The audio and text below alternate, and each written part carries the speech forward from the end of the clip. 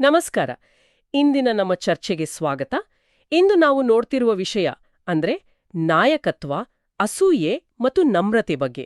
ಅದು ಕೂಡ ಒಂದು ತುಂಬಾನೇ ಒತ್ತಡದ ಸನ್ನಿವೇಶದಲ್ಲಿ. ನಮ್ಮ ಮುಂದಿರುವುದು ಗೆಳೆಯನ ಸಂತೋಷ, ಯೋವಾನನ ಸಾಕ್ಷಿಯಲ್ಲಿನ ನಮ್ರತೆ ಅನ್ನೋ ಒಂದು ವಿಶ್ಲೇಷಣೆ ಆಯ್ದ ಭಾಗಗಳು. ಇದು ಬೈಬಲ್ನ ಯೋವಾನನ ಶುಭ ಸಂದೇಶದ 3ನೇ ಅಧ್ಯಾಯವನ್ನು ಆಧರಿಸಿದೆ. ಸರಿ, ಇಲ್ಲಿನ ಸನ್ನಿವೇಶವನ್ನು ಸ್ವಲ್ಪ ಅರ್ಥ ಮಾಡ್ಕೊಳ್ಳೋಣ. ಯೇಸು ಮತ್ತು ಸ್ನಾನಿಕ ಯೋವಾನ ಇಬ್ಬರೂ ಆ ಕಾಲದ ಪ್ರಭಾವವಿ ವ್ಯಕ್ತಿಗಳು. ಇಬ್ಬರೂ ಜನರಿಗೆ ದೀಕ್ಷಾಸ್ನಾನ ನೀಡ್ತಾ ಇದ್ದಾರೆ. ಆದ್ರೆ ಯೇಸುವಿನ ಜನಪ್ರಿಯತೆ ಅದು ದಿನೇ ದಿನ ಹೆಚ್ಚಾಗ್ತಿದೆ. ಹೆಚ್ಚು ಹೆಚ್ಚು ಜನರು ಯೇಸುವಿನ ಕಡೆ ಹೋಗ್ತಾ ಇದ್ದಾರೆ. ಇದನ್ನು ನೋಡಿ ಯೋವಾನನ ಶಿಷ್ಯರಿಗೆ ಸಹಜವಾಗಿ ಒಂದು ಆತಂಕ, ಸ್ವಲ್ಪ ಅಸಮಾಧಾನ ಶುರುವಾಗುತ್ತೆ. ಇದು ಇವತ್ತಿನ ಕಾಲಕ್ಕೆ ಹೋಲಿಸಿದ್ರೆ ಒಂದೇ ಕ್ಷೇತ್ರದಲ್ಲಿರುವ 2 ಸ್ಟಾರ್ಟ್ಅಪ್ಗಳ ಹಾಗೆ ಅಲ್ವಾ? ಒಂದು ಇನ್ನೊಂದಕ್ಕಿಂತ ವೇಗವಾಗಿ ಬೆಳೀತಾ ಇರೋದನ್ನು ನೋಡಿದಾಗ ಆಗುವ ತಳಮಳ. ಹೌದು, ನೀವು ಹೇಳಿದ್ದು ತುಂಬಾ ಸರಿ. ಇದು ಕೇವಲ ಒಂದು ಪ್ರೊಫೆಷನಲ್ ಜೆಲಸಿ ಅಲ್ಲ. ಆ ಶಿಷ್ಯರು ತಮ್ಮ ಜೀವನವನ್ನೇ ಯೋವಾನನ ಬೋಧನೆಗೆ ಮುಡಿಪಾಗಿಟ್ಟಿದ್ರು. ಓ, ಅವರ ಗುರುತೇ ಯೋವಾನನ ಜೊತೆಗಿತ್ತು. ಹೌದು, ಅವರ ಗುರುತೇ ಅವರ ಗುರು ಅಲ್ವಾ? ಎಕ್ಸಾಕ್ಟ್ಲಿ. ಹಾಗಾಗಿ ಯೋವಾನನ ಜನಪ್ರಿಯತೆ ಕಡಿಮೆ ಆಗ್ತಿದೆ ಅಂದ್ರೆ ಅದು ತಮ್ಮದೇ ಸೋಲು, ತಮ್ಮದೇ ಅಸ್ತಿತ್ವಕ್ಕೆ ಧಕ್ಕೆ ಅಂತ ಅವರು ಭಾವಿಸಿದ್ರು. ಅವರ ಬ್ರ್ಯಾಂಡ್ ಅಪಾಯದಲ್ಲಿದೆ ಅನ್ನೋ ಆತಂಕ ಅವರಲ್ಲಿತ್ತು. ಹಾಗಾಗಿ ಅವರು ತಮ್ಮ ಗುರುವಿನ ಬಳಿ ಓಡಿ ಬರ್ತಾರೆ. ಬಂದು, ಗುರುವೇ ನೋಡಿ, ನೀವು ಯಾರ ಬಗ್ಗೆ ಸಾಕ್ಷಿ ಹೇಳಿದಿರೋ ಆತನೇ ಈಗ ದೀಕ್ಷಾಸ್ನಾನ ಮಾಡಿಸ್ತಾ ಇದ್ದಾನೆ, ಎಲ್ಲರೂ ಈಗ ಆತನ ಬಳಿಗೆ ಹೋಗ್ತಾ ಇದ್ದಾರೆ ಅಂತ ದೂರ ಹೇಳ್ತಾರೆ. ಅವರ ಧ್ವನಿಯಲ್ಲಿ ಕಾಳಜಿ ಇದೆ, ಆದ್ರೆ ಅದರ ಜೊತೆಗೆ ಒಂದು ಸ್ಪರ್ಧೆಯ ಭಾವನೆಯೂ ಇದೆ. ನೀವ್ಯಾಕೆ ಸುಮ್ಮನಿದ್ದೀರಿ, ಏನಾದ್ರೂ ಮಾಡಿ ಅನ್ನೋ ಹಾಗೆ. ಇಂತಹ ಸಮಯದಲ್ಲಿ ಒಬ್ಬ ನಾಯಕನ ನಿಜವಾದ ಪರೀಕ್ಷೆ ಆಗೋದು. ಖಂಡಿತ. ಸಾಮಾನ್ಯವಾಗಿ ಇಂತಹ ದೂರು ಕೇಳಿದಾಗ ಯಾವುದೇ ನಾಯಕ ಏನ್ಮಾಡಬಹುದು? ತನ್ನ ಶಿಷ್ಯರನ್ನು ಸಮಾಧಾನಪಡಿಸಲು ಚಿಂತೆ ಮಾಡಬೇಡಿ, ನಾನು ಅವ್ರಿಗಿಂತ ದೊಡ್ಡವನು ಅಂತ ಹೇಳಬಹುದು, ಅಥವಾ ಇನ್ನೊಬ್ಬರ ಯಶಸ್ಸನ್ನು ಕಡೆಗಣಿಸಿ ಮಾತಾಡಬಹುದು. ಆದರೆ ಯೋವಾನನ ಪ್ರತಿಕ್ರಿಯೆ ಅದು ಎಲ್ಲರ ನಿರೀಕ್ಷೆಗೂ ಮೀರಿದ್ದು. ಬಹಳ ಆಳವಾದ ಮತ್ತು ಅಚ್ಚರಿಯ ಉತ್ತರ ಅದು. ಅದೇನೋ? ಅವನು ತನ್ನ ಶಿಷ್ಯರಿಗೆ ಏನು ಹೇಳಿದ? ಅವರನ್ನು ಸಮಾಧಾನಪಡಿಸಲು ಪ್ರಯತ್ನಿಸಿದನ ಅಥವಾ ಕೋಪಗೊಂಡನ? ಇಲ್ಲ, ಎರಡನ್ನೂ ಮಾಡಲಿಲ್ಲ. ಬದಲಿಗೆ ಅವನೊಂದು ದೊಡ್ಡ ದೃಷ್ಟಿಕೋನವನ್ನು ಕೊಡ್ತಾನೆ. ಅವನು ಹೇಳಿದ ಮೊದಲ ಮಾತು, ದೇವರು ದಯಪಾಲಿಸದೆ ಹೋದರೆ ಮಾನವನಿಗೇನು ದಕ್ಕದು. ಇದೊಂದು ಅದ್ಭುತವಾದ ಮಾತು. ಇದರ ಅರ್ಥ, ನನ್ನ ಯಶಸ್ಸಾಗಲಿ ಯೇಸುವಿನ ಯಶಸ್ಸಾಗಲಿ ಇದು ನಮ್ಮಿಬ್ಬರ ನಡುವಿನ ಸ್ಪರ್ಧೆಯಲ್ಲ. ಇದೆಲ್ಲವೂ ಒಂದು ದೊಡ್ಡ ದೈವಿಕ ಯೋಜನೆಯ ಭಾಗ. ಅವನು ಇಡೀ ಸನ್ನಿವೇಶವನ್ನ ವೈಯಕ್ತಿಕ ಮಟ್ಟದಿಂದ ತೆಗೆದು ಒಂದು ವಿಶಾಲವಾದ ಚೌಕಟ್ಟಿನಲ್ಲಿಡ್ತಾನೆ. ಓಹ್, ಅಂದ್ರೆ ಅವನು ಇದು ನನ್ನ ಸೋಲಲ್ಲ, ಅವರ ಗೆಲುವಲ್ಲ, ಇದು ಹೀಗೇ ಆಗಬೇಕಾಗಿದ್ದು ಅಂತ ಹೇಳ್ತಾ ಇದ್ದಾನಾ? ಇದು ಒಂದು ರೀತಿಯಲ್ಲಿ ಜವಾಬ್ದಾರಿಯಿಂದ ನುಣುಚಿಕೊಂಡ ಹಾಗೆ ಆಗಲ್ವಾ?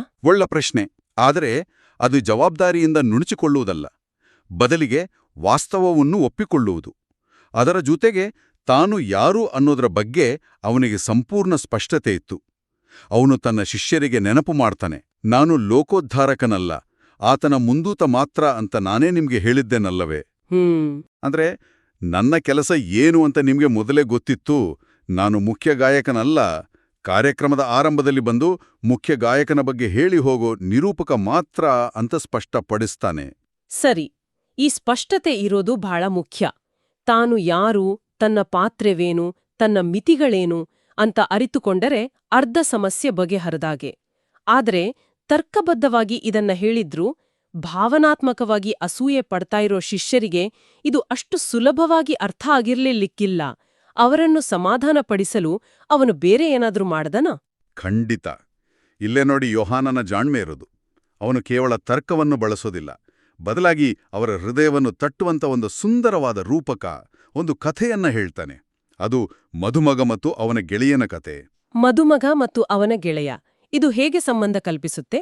ಅವನು ಹೇಳ್ತಾನೆ, ಮಧುಮಗಳು ಮಧುಮಗನಿಗೆ ಸೇರಿದವಳು. ಮಧುಮಗನ ಗೆಳೆಯನಾದ್ರೂ ಪಕ್ಕದಲ್ಲಿದ್ದು ಮಧುಮಗನ ಕರೆಗೆ ಕಿವಿಗೊಡುತ್ತಾನೆ. ಆತನ ಸ್ವರ ಕೇಳಿ ಹರ್ಷಿಸುತ್ತಾನೆ. ಇಲ್ಲಿ ಯೇಸುವನ್ನು ಮಧುಮಗನಿಗೆ ಮತ್ತು ತನ್ನನ್ನು ಆ ಗೆಳೆಯನಿಗೆ ಹೋಲಿಸಿಕೊಳ್ತಾನೆ. ಅಂದ್ರೆ ಇವತ್ತಿನ ಕಾಲದ ಬೆಸ್ಟ್ ಮ್ಯಾನ್ ಇದ್ದಾಗೆ. ಹೌದು, ಆದರೆ ಅಂದಿನ ಸಂಸ್ಕೃತಿಯಲ್ಲಿ ಬೆಸ್ಟ್ ಮ್ಯಾನ್ನ ಪಾತ್ರ ಇನ್ನೂ ದೊಡ್ಡದಿತ್ತು. ಅವನು ಕೇವಲ ಮದುವೆ ದಿನ ಸೂಟ್ ಹಾಕೊಂಡು ನಿಲ್ಲೋ ವ್ಯಕ್ತಿಯಾಗಿರ್ಲಿಲ್ಲ. ಓ, ಹಾಗಾ? ಮದುವೆಯ ಮಾತುಕತೆಗಳನ್ನು ನಡೆಸೋದು, ಎಲ್ಲ ವ್ಯವಸ್ಥೆಗಳನ್ನು ನೋಡೋದು ಮತ್ತು ಕೊನೆಗೆ ಮದುಮಗ ಮತ್ತು ಮದುಮಗಳನ್ನು ಒಂದಾಗಿಸುವುದೇ ಅವನ ಮುಖ್ಯ ಜವಾಬ್ದಾರಿಯಾಗಿತ್ತು. ಅವನು ಇಡೀ ಮದುವೆಯ ಸಂಚಾಲಕ. ಹಾಗಾದ್ರೆ ಆ ಗೆಳೆಯನ ಸಂತೋಷ ಇರುವುದೆಲ್ಲಿ? ತಾನು ಇಷ್ಟೆಲ್ಲ ಕಷ್ಟಪಟ್ಟು ಒಂದುಗೂಡಿಸಿದ ಜೋಡಿಯನ್ನು ನೋಡುವುದರಲ್ಲೇ? ನಿಖರವಾಗಿ ಅವನ ಸಂತೋಷ ಮದುಮಗಳನ್ನು ತಾನು ಪಡೆಯುವುದರಲ್ಲಿಲ್ಲ. ಅವನ ಕೆಲಸ ಯಶಸ್ವಿಯಾಗಿ ಮದುಮಗನ ಸಂತೋಷದ ಧ್ವನಿಯನ್ನು ಕೇಳಿದಾಗ ಅವನಿಗೆ ಸಿಗೋ ಆನಂದಕ್ಕೆ ಪಾರವೇ ಇರೋದಿಲ್ಲ. ನನ್ನ ಜವಾಬ್ದಾರಿ ಮುಗಿತು, ನನ್ನ ಗುರಿ ಈಡೇರಿತು ಅನ್ನೋ ಸಾರ್ಥಕ ಭಾವ ಅವನದು. ಅದಕ್ಕಾಗಿಯೇ ಯುವಾನನು ಇಂಥ ಆನಂದದಿಂದ ನಾನೀಗ ಭರಿತನಾಗಿದ್ದೇನೆ ಅಂತ ಹೇಳ್ತಾನೆ. ಅವನು ತನ್ನ ಶಿಷ್ಯರಿಗೆ ಹೇಳ್ತಾ ಇರೋದೇನೆಂದ್ರೆ, ನೋಡಿ, ನಾವು ಸೋತಿಲ್ಲ, ನಾವು ಗೆದ್ದಿದ್ದೇವೆ, ನಮ್ಮ ಕೆಲಸ ಯಶಸ್ವಿಯಾಗಿದೆ, ನಾನು ಯಾರಿಗೆ ದಾರಿ ಮಾಡಿಕೊಡಬೇಕಿತ್ತೋ ಆತ ಬಂದಿದ್ದಾನೆ, ಜನರು ಅವನ ಬಳಿ ಹೋಗ್ತಾ ಇದ್ದಾರೆ. ಇದಕ್ಕಿಂತ ಸಂತೋಷದ ವಿಷಯ ಬೇರೆ ಇದೆಯಾ? ವಾ, ಇದು ಇಡೀ ದೃಷ್ಟಿಕೋನವನ್ನೇ ಬದಲಾಯಿಸಿಬಿಡುತ್ತೆ. ಅಂದ್ರೆ ಯಶಸ್ಸು ಅಂದ್ರೆ ಯಾವಾಗ್ಲೂ ಜನಪ್ರಿಯತೆಯ ಉಚ್ಚದಲ್ಲಿರೋದಲ್ಲ, ಬದಲಿಗೆ ನಾವು ಕೈಗೊಂಡ ಉದ್ದೇಶವನ್ನು ಪೂರ್ಣಗೊಳಿಸೋದು. ಇದು ಅದ್ಭುತವಾಗಿದೆ. ಈ ರೂಪಕದ ನಂತರ ಯೋವಾನನು ಇಡೀ ಪ್ರಸಂಗದ ಸಾರಾಂಶವನ್ನು ಒಂದೇ ವಾಕ್ಯದಲ್ಲಿ ಹಿಡಿದಿಡ್ತಾನೆ ಅಲ್ವಾ? ಹೌದು. ಆ ಪ್ರಸಿದ್ಧ ವಾಕ್ಯ, ಆತ ಬೆಳೆಯುತ್ತಿರಬೇಕು, ನಾನು ಅಳಿಯುತ್ತಿರಬೇಕು. ಗ್ರೀಕ್ ಮೂಲದಲ್ಲಿ ಇದರ ಅರ್ಥ ಆತ ಉನ್ನತ ಸ್ಥಾನಕ್ಕೆ ಏರಬೇಕು, ನಾನು ಕೆಳಗಿಳಿಯಬೇಕು ಅಂತ. ಓಕೇ. ಇದು ಕೇವಲ ಫಾಲೋವರ್ ಸಂಖ್ಯೆಯ ಬಗ್ಗೆ ಅಲ್ಲ, ಇದು ಪ್ರಭಾವ ಮತ್ತು ಪ್ರಾಮುಖ್ಯತೆಯ ವಿಷಯ. ಜನರ ಗಮನವು ನನ್ನ ಮೇಲಿಂದ ನಿಜವಾದ ನಾಯಕನಾದ ಯೇಸುವಿನ ಮೇಲೆ ಕೇಂದ್ರೀಕೃತವಾಗಬೇಕು ಅನ್ನೋದೇ ಇದರ ತಿರುಳು. ಯೋವಾನನು ತನ್ನನ್ನು ತಾನು ಒಂದು ಸೇತುವೆಯಾಗಿ ನೋಡಿದ, ಜನರು ದಾಟಬೇಕಾದ ಗುರಿಯಾಗಿ ಅಲ್ಲ. ಸೇತುವೆ? ಹೌದು. ಸೇತುವೆಯ ಕೆಲಸ ಮುಗಿದ ಮೇಲೆ ಅದರ ಪ್ರಾಮುಖ್ಯತೆ ಕಡಿಮೆಯಾಗಲೇಬೇಕು. ಆದರೆ ಇವತ್ತಿನ ಜಗತ್ತಿನಲ್ಲಿ ಈ ಮಾತು ಕೇಳಲು ಚೆನ್ನಾಗಿದೆ, ಆದರೆ ಪಾಲಿಸಲು ಸಾಧ್ಯವೇ? ಈಗಿನ ಕಾಲದಲ್ಲಿ ಎಲ್ಲರೂ ತಮ್ಮ ಪರ್ಸನಲ್ ಬ್ರ್ಯಾಂಡ್ ಕಟ್ಟಿಕೊಳ್ಳುವುದರಲ್ಲಿ, ತಮ್ಮನ್ನು ತಾವು ಪ್ರಮೋಟ್ ಮಾಡಿಕೊಳ್ಳುವುದರಲ್ಲಿ ಬ್ಯುಸಿಯಾಗಿದ್ದಾರೆ. ಇಂತಹ ಸನ್ನಿವೇಶದಲ್ಲಿ ನಾನು ಕಡಿಮೆಯಾಗಬೇಕು ಅನ್ನುವ ನಾಯಕನನ್ನು ಜನ ದುರ್ಬಲ ಅಂತ ತಿಳಿಯುವುದಿಲ್ಲವೇ? ಒಬ್ಬ ಸಿಇಒ ನನ್ನ ಕಂಪನಿ ಬೆಳೆಯಬೇಕು, ನಾನು ತೆರೆಮರೆಯಲ್ಲಿರಬೇಕು ಅಂದ್ರೆ ಬೋರ್ಡ್ ಆಫ್ ಡೈರೆಕ್ಟರ್ಸ್ ಅವನನ್ನು ಕೆಲಸದಿಂದ ತೆಗೆದು ಹಾಕುವುದಿಲ್ಲವೇ? ಇದು ಬಹಳ ಮುಖ್ಯವಾದ ಮತ್ತು ಪ್ರಾಯೋಗಿಕವಾದ ಪ್ರಶ್ನೆ. ನಾನು ಅಳಿಯಬೇಕು ಅಂದ್ರೆ ಆತ್ಮವಿಶ್ವಾಸವಿಲ್ಲದೆ ತನ್ನನ್ನು ತಾನು ಕೀಳಾಗಿ ಕಾಣೋದು ಅಂತ ಅರ್ಥವಲ್ಲ, ಅಥವಾ ಜವಾಬ್ದಾರಿಯಿಂದ ಓಡಿಹೋಗೋದೂ ಅಲ್ಲ.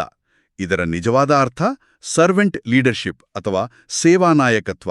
ಇಲ್ಲಿ ನಾಯಕನ ಗಮನ ತನ್ನ ವೈಯಕ್ತಿಕ ಖ್ಯಾತಿ ಅಥವಾ ಅಧಿಕಾರದ ಮೇಲಿರೋದಿಲ್ಲ, ಬದಲಿಗೆ ತಾನು ಮುನ್ನಡೆಸುತ್ತಿರುವ ತಂಡ ಅಥವಾ ಸಂಸ್ಥೆಯ ಯಶಸ್ಸಿನ ಮೇಲೆ ಇರುತ್ತೆ. ಒಂದು ಉದಾಹರಣೆ ಕೊಡಬಹುದೇ? ಖಂಡಿತ. ಒಬ್ಬ ಶ್ರೇಷ್ಠ ಫುಟ್ಬಾಲ್ ಕೋಚ್ ಬಗ್ಗೆ ಯೋಚನೆ ಮಾಡಿ. ಸರಿ. ಅವರು ಮೈದಾನಕ್ಕಿಳಿದು ಗೋಲ್ ಹೊಡೆಯುವುದಿಲ್ಲ, ಆದರೆ ಆಟಗಾರರಿಗೆ ಸರಿಯಾದ ತರಬೇತಿ ಕೊಟ್ಟು, ಸರಿಯಾದ ರಣತಂತ್ರ ರೂಪಿಸಿ, ತಂಡ ಗೆಲ್ಲುವಂತಹ ವಾತಾವರಣವನ್ನು ಸೃಷ್ಟಿಸ್ತಾರೆ. ತಂಡ ಕಪ್ ಗೆದ್ದಾಗ ಎಲ್ಲರೂ ಆಟಗಾರರನ್ನು ಹೊಗಳ್ತಾರೆ, ಕೋಚ್ ತೆರೆಮರೆಯಲ್ಲಿರ್ತಾರೆ. ಹೌದು. ಆದರೆ ಆ ತಂಡದ ಗೆಲುವಿನಲ್ಲೇ ಕೋಚ್ನ ನಿಜವಾದ ಗೆಲುವು ಮತ್ತು ಸಂತೋಷ ಅಡಗಿರುತ್ತೆ. ಅವರ ಅಹಂಕಾರಕ್ಕಿಂತ ತಂಡದ ಗುರಿ ದೊಡ್ಡದು. ಯೋವಾನ್ನ ಮನೋಭಾವವೂ ಇದೇ ರೀತಿಯಿತ್ತು. ಸರಿ. ಇದನ್ನು ನಮ್ಮ ದೈನಂದಿನ ಜೀವನಕ್ಕೆ ಇನ್ನಷ್ಟು ಹತ್ತಿರ ತರೋಣ. ಈ ತತ್ವವನ್ನು ನಾವು ಕೆಲಸದ ಸ್ಥಳದಲ್ಲಿ, ನಮ್ಮ ಕುಟುಂಬದಲ್ಲಿ ಹೇಗೆ ಅಳವಡಿಸಿಕೊಳ್ಳಬಹುದು? ಮೊದಲನೆಯದಾಗಿ ಈ ಅಸೂಯೆ ವಿಷಯವನ್ನೇ ತೆಗೆದುಕೊಳ್ಳೋಣ. ಹೌದು. ಉದಾಹರಣೆಗೆ, ಒಂದು ದೊಡ್ಡ ಪ್ರಾಜೆಕ್ಟ್ನಲ್ಲಿ ನಾವು ಆರಂಭಿಕ ಹಂತದ ಎಲ್ಲ ಕಠಿಣ ಕೆಲಸಗಳನ್ನು ಮಾಡಿರ್ತೀವಿ, ಅಡಿಪಾಯ ಹಾಕಿರ್ತೀವಿ. ಆದರೆ ಕೊನೆಯ ಹಂತದಲ್ಲಿ ಬೇರೊಬ್ರು ಅದನ್ನು ಮುನ್ನಡೆಸಿ ಪ್ರಾಜೆಕ್ಟ್ ಯಶಸ್ವಿಯಾದಾಗ ಎಲ್ಲ ಕೀರ್ತಿ ಅವ್ರಿಗೆ ಹೋಗ್ಬೋದು. ಆಗ ನಮ್ಗೆ ನೋವಾಗುವುದು ಸಹಜ. ನಾನು ಇಷ್ಟು ಕಷ್ಟಪಟ್ಟೆ, ಹೆಸರು ಅವರಿಗೆ ಹೋಯಿತು ಅಂತ ಅನಿಸಬಹುದು. ಖಂಡಿತ ಅನಿಸುತ್ತೆ. ಆಗ ಯೋವಾನನ ಮನಸ್ಥಿತಿ ಬೇಕಾಗುತ್ತದೆ. ನಾನು ಈ ಪ್ರಾಜೆಕ್ಟ್ನ ಯಶಸ್ಸಿಗೆ ಕಾರಣನಾದೆ, ಅದು ಈಗ ಫಲ ನೀಡ್ತಾ ಇದೆ ಅಂತ ಸಂತೋಷ ಪಡುವುದೇ ನಿಜವಾದ ಗೆಲುವು. ಕ್ರೆಡಿಟ್ ಸಿಗೋದು ಗುರಿಯಲ್ಲ, ಬದಲಿಗೆ ಪ್ರಾಜೆಕ್ಟ್ನ ಯಶಸ್ಸೇ ಗುರಿ. ಹೌದು, ಅದನ್ನೇ ಅಂದುಕೊಳ್ಳುವುದು. ನಿಖರವಾಗಿ. ಎರಡನೇದಾಗಿ, ಕುಟುಂಬದಲ್ಲಿ ಇದರ ಅನ್ವಯವನ್ನು ನೋಡಬಹುದು. ಪೋಷಕರ ಪಾತ್ರವೇನು? ತಮ್ಮ ಮಕ್ಕಳನ್ನು ಜವಾಬ್ದಾರಿಯುತ, ಸ್ವತಂತ್ರ ವ್ಯಕ್ತಿಗಳನ್ನಾಗಿ ರೂಪಿಸುವುದು. ಮಕ್ಕಳು ಬೆಳೆದು ದೊಡ್ಡವರಾಗಿ ತಮ್ಮ ಕಾಲ ಮೇಲೆ ನಿಂತು ತಮ್ಮದೇ ಆದ ನಿರ್ಧಾರಗಳನ್ನು ತೆಗೆದುಕೊಳ್ಳಲು ಶುರು ಮಾಡಿದಾಗ ಪೋಷಕರ ಪಾತ್ರ ಸಹಜವಾಗಿಯೇ ಕಡಿಮೆಯಾಗುತ್ತೆ. ಅವರ ಮೇಲಿನ ಅವಲಂಬನೆ ಕಡಿಮೆಯಾಗುತ್ತೆ. ಹೌದು, ಇದು ನಿಜ. ಆಗ ಕೆಲ ಪೋಷಕರಿಗೆ ಬೇಸರವಾಗ್ಬೋದು, ಈಗ ನಾವು ಅವರಿಗೆ ಬೇಡವಾದೆವು ಅಂತ ನೋಪಡಬಹುದು. ಆದ್ರೆ ಯುವಾನನ ದೃಷ್ಟಿಕೋನದಲ್ಲಿ ನೋಡಿದ್ರೆ ಮಕ್ಕಳ ಸ್ವಾತಂತ್ರ್ಯವೇ ಪೋಷಕರ ಯಶಸ್ಸಿನ ಸಂಕೇತ ಅಲ್ವಾ? ಹೌದು. ನನ್ನ ಮಗು ಈಗ ಸ್ವಾವಲಂಬಿಯಾಗಿದೆ, ನನ್ನ ಜವಾಬ್ದಾರಿ ಯಶಸ್ವಿಯಾಯಿತು ಅಂತ ಆನಂದ ಪಡುವುದೇ ನಿಜವಾದ ಪೋಷಣೆ. ಅವರು ಬೆಳೆಯಬೇಕು, ನನ್ನ ಪಾತ್ರ ಬದಲಾಗಬೇಕು ಅನ್ನೋ ತತ್ವ ಇಲ್ಲಿ ಅನ್ವಯ ಆಗುತ್ತೆ. ಕೊನೆಯದಾಗಿ ಸೃಜನಾಶೀಲ ಕ್ಷೇತ್ರಗಳಲ್ಲಿ ಅಥವಾ ಸ್ಟಾರ್ಟಪ್ ಜಗತ್ತಿನಲ್ಲಿಯೂ ಇದು ಬಹಳ ಪ್ರಸ್ತುತ.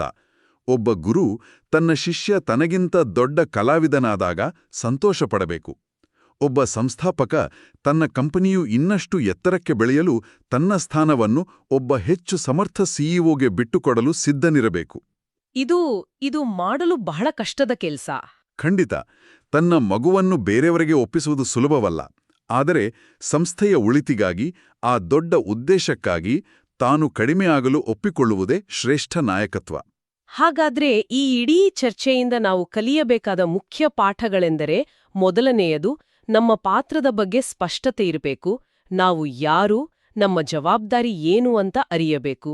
ಎರಡನೆಯದು, ನಮ್ಮ ಸಂತೋಷವನ್ನು ನಮ್ಮ ವೈಯಕ್ತಿಕ ಯಶಸ್ಸಿಗೆ ಮಾತ್ರ ಸೀಮಿತಗೊಳಿಸಬಾರದು. ಬದಲಿಗೆ ನಾವು ಭಾಗವಾಗಿರುವ ಒಂದು ದೊಡ್ಡ ಉದ್ದೇಶದ ಯಶಸ್ಸಿನಲ್ಲಿ ನಮ್ಮ ಆನಂದವನ್ನು ಕಾಣಬೇಕು. ಅಂದ್ರೆ ಬೇರೆಯವರ ಗೆಲುವಿನಲ್ಲಿ ಸಂತೋಷಪಡುವುದನ್ನು ಕಲಿಯಬೇಕು. ಮತ್ತು ಮೂರನೆಯ ಹಾಗೂ ಅತ್ಯಂತ ಮುಖ್ಯವಾದ ಪಾಠವೆಂದರೆ, ನಿಜವಾದ ಪ್ರಭಾವವು ಯಾವಾಗಲೂ ಗಮನ ಸೆಳೆಯುವುದೇನಿಲ್ಲ. ಕೆಲವೊಮ್ಮೆ ತೆರೆಮರೆಯಲ್ಲಿ ಉಳಿದು ಬೇರೆಯವರನ್ನು ಬೆಳಗಿಸುವುದರಲ್ಲಿರುತ್ತೆ. ಆಕರದಲ್ಲಿ ಒಂದು ಸುಂದರವಾದ ಹೋಲಿಕೆಯಿದೆ. ನಾವು ದೀಪವಲ್ಲ, ದೀಪವನ್ನು ಹಿಡಿದಿರುವ ಕೈಗಳು ಮಾತ್ರ. ವಾವ್! ಬೆಳಕು ಮುಖ್ಯ, ಅದನ್ನು ಹಿಡಿದ ಕೈಗಳಲ್ಲ. ನಮ್ಮ ಇರುವಿಕೆಯ ಉದ್ದೇಶವೇ ಆ ಬೆಳಕನ್ನು ಎತ್ತಿಹಿಡಿಯೋದು. ಈ ನಮ್ರತೆಯೇ ಯೋವಾನನ ಜೀವನದ ದೊಡ್ಡ ಸಂದೇಶ. ಹಾಗಾದ್ರೆ ಒಟ್ಟಿನಲ್ಲಿ ಯೋವಾನನ ಕಥೆಯು ಸ್ಪರ್ಧೆಯನ್ನು ಸಹಯೋಗವಾಗಿ, ಅಸೂಯೆಯನ್ನು ಆನಂದವಾಗಿ ಮತ್ತು ವೈಯಕ್ತಿಕ ಅಹಂಕಾರವನ್ನು ಒಂದು ದೊಡ್ಡ ಉದ್ದೇಶಕ್ಕೆ ಸಮರ್ಪಣೆಯಾಗಿ ಪರಿವರ್ತಿಸುವುದು ಹೇಗೆ ಅನ್ನೋದಕ್ಕೆ ಒಂದು ಅತ್ಯುತ್ತಮ ಮಾದರಿಯಾಗಿದೆ. ಆ ಮದುಮಗನ ಗೆಳೆಯನ ರೂಪಕವು ನಿಸ್ವಾರ್ಥ ಸೇವೆ ಮತ್ತು ಸಂತೋಷಕ್ಕೆ ಒಂದು ಶಕ್ತಿಯುತ ಸಂಕೇತ. ಈ ಚರ್ಚೆಯನ್ನು ಮುಗಿಸುವ ಮುನ್ನ ಒಂದು ಆಲೋಚನೆಯನ್ನು ನಮ್ಮ ಕೇಳುಗರ ಮುಂದಿಡಬಹುದು.